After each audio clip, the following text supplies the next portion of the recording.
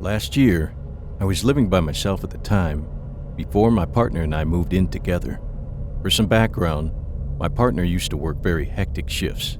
Sometimes he finished at 5 p.m., sometimes 6 p.m., sometimes 9 p.m., and he would let me know if he'd be dropping by that day, though he usually wouldn't be able to give me a time, but at least I knew he'd be coming by. It was around 8 p.m., and I was upstairs in the bedroom working on a school project. I had my headphones on, so I wasn't too aware of what was going on around me. I remember feeling the bed rattle, as it was very old and heavy, so whenever someone closed the front door, it always rattled my bed frame. As the bedroom is above the front door, this would usually indicate my partner has arrived. I didn't immediately go downstairs once the bed rattled to greet him, as I really wanted to finish off the project I was working on. It was about 5 minutes before I took off my headphones and proceeded to make my way out of the bedroom and onto the stair landing. I was about to call out for him when I realized he didn't leave his work jacket or work boots in the entry. He knew full well I don't like shoes, especially work boots, all over my carpeted floors. I assumed I must have imagined feeling the bed shake. I went back into my bedroom, not thinking much of it, and was about to put my headphones back on when I very distinctly heard a big crash come from downstairs. It sounded like something very heavy was dropped. I freaked out and called my boyfriend's name down from my bedroom's doorway. I got no reply, but I started hearing heavy footsteps pacing towards the entryway. My gut feeling was that something here was very wrong. I turned around and grabbed my phone from the bed and rushed to the bathroom, which was the only room in the house with a lock. I called the police as I started hearing those same heavy footsteps make their way up the stairs.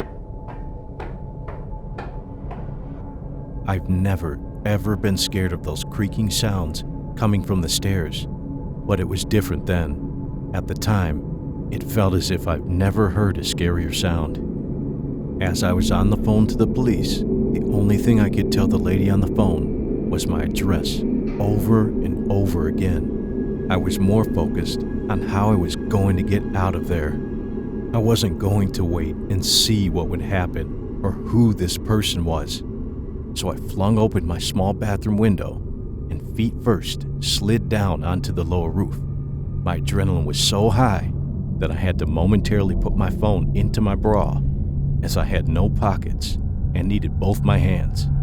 I just remember hearing the police dispatcher keep asking over and over if I'm okay and what was happening. I didn't even have time to tell her what I was doing. It felt as though my body had gone on autopilot. Once on the bottom roof, I lowered myself again, now onto the pavement, as I fell right onto my knees, no less. I got right up and bolted it down the street. It was completely dark, with it being mid-November.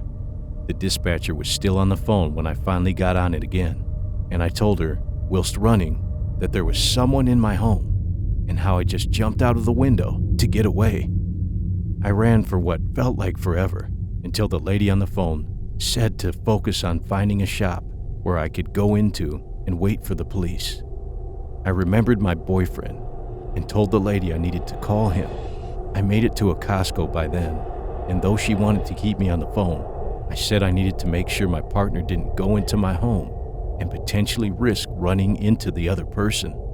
I got in contact with my partner, who had just finished work. It was around 9 p.m. by then, and was driving to my house. I told him what happened, and he instead started heading towards the store I was outside of. I felt such relief when he got here. I remember taking a picture of my scratched up knees when I got into the car. For some reason, I got very fixated on them. My partner called the police back for me as the shock started setting in then, and he let them know he was with me. It took some time before the police finally arrived at my home. I was told my front door was left wide open, and in the living room, the side table had been knocked over. My home wasn't ransacked, but it did look as though someone had booked it out of there relatively quickly. Upstairs, my bathroom door was kicked in so hard that the door frame itself was indented in. though nothing was stolen.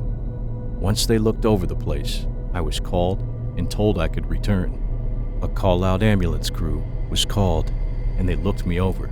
They sorted out my knees and did some sort of assessment to see if I was okay mentally, and told me to go and see my general practitioner the next morning about my knees. Reports and statements were written up, and I stayed with my boyfriend for 3 weeks after that.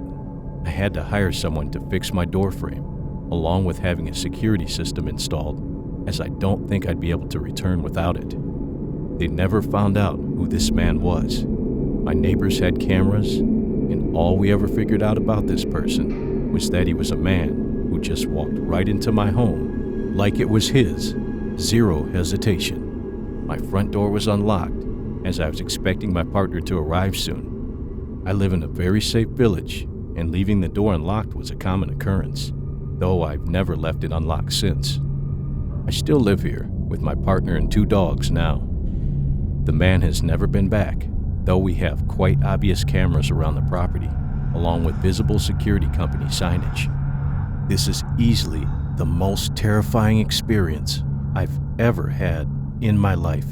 It's so hard to describe or tell to people. It's like I wasn't in control of my own body when this was happening.